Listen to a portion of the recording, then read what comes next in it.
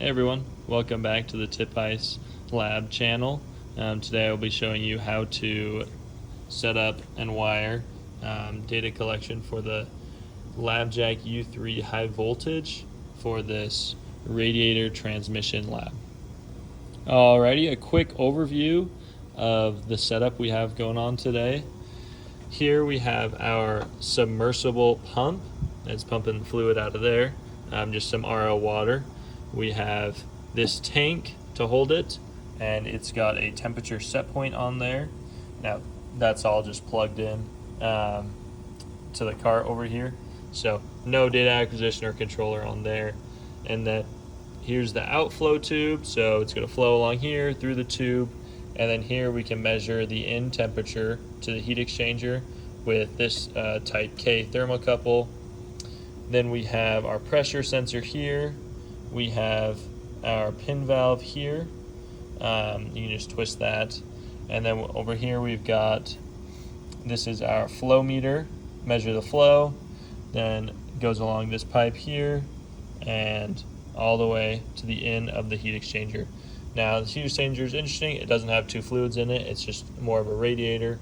So it just has this one fluid going in and then coming out on this other side. So then the fluid will flow through here, and we can measure the out temperature using this other thermocouple. And then we have it flow along here and back into this tank here. And then we also have this fan over here, so you can change the airspeed flowing along the heat exchanger. So there's two settings, high and low, and that's just controlled by hand as well. Now let's get to what you came here for and talk about the wiring.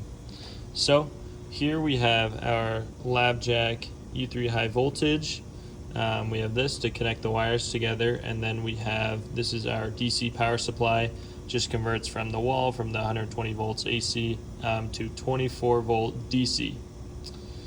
Now we need to connect all these sensors together so that they can be read by the LabJack.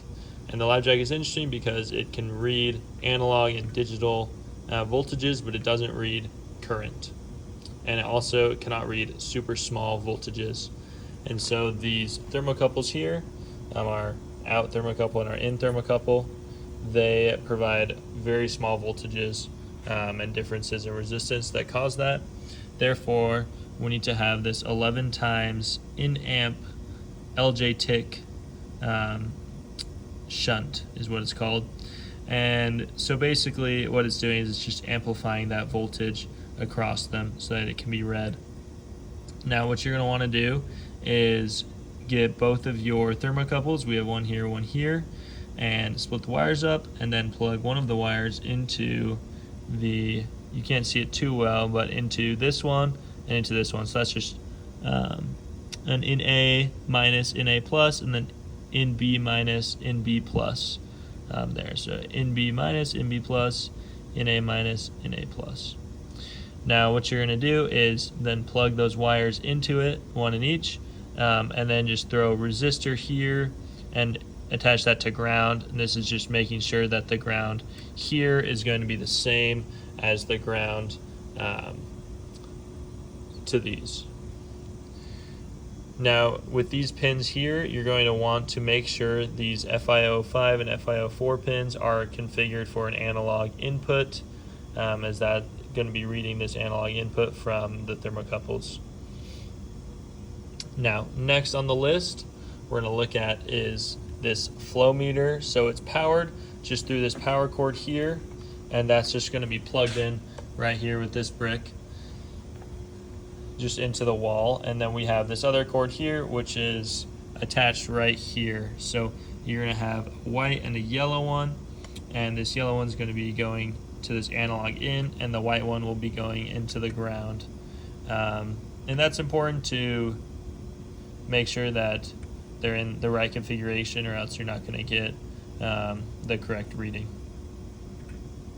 Now lastly, we have this pressure sensor here, which is a little tricky to wire up.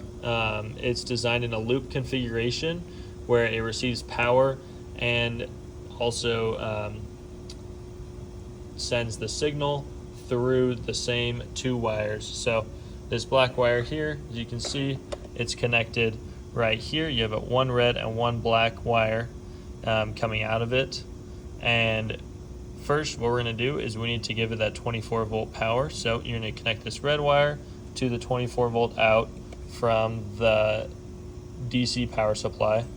And then you need to connect the black wire to this blue wire here, and then connect that wire to this other LJ shunt over here, and you're going to want to connect it into the NA plus on this side. Now this LJ current shunt is there because it converts a current signal from 4 to 20 milliamps, which is what the pressure sensor outputs, into an analog voltage that can be read on these FiO6 and FiO7 pins. So once you have this set up, then you just need to connect the NA minus using this other wire all the way over here and connect that to the ground of the power supply, and that just ends the loop configuration so that it's all connected in a loop.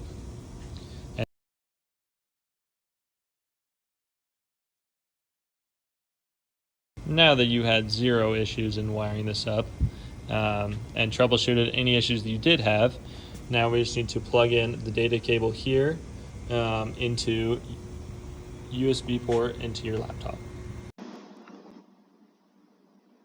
Alrighty, and this is how you can access your LabJack, interface with it to get some data back. So we just have some code here, it prints rolling data, just in Python, and you just plug in the USB port, the cable to the LabJack, and it should work. You should get some sort of code that looks kind of like this, and then you can just run it. And here it'll print out, you got your flow rate, you got the voltage, flow voltage, pressure voltage, and then temperature 1, temperature 2. And then I can turn this valve over here. We can increase the flow rate. So as you see, it's gone up. That's pretty much it.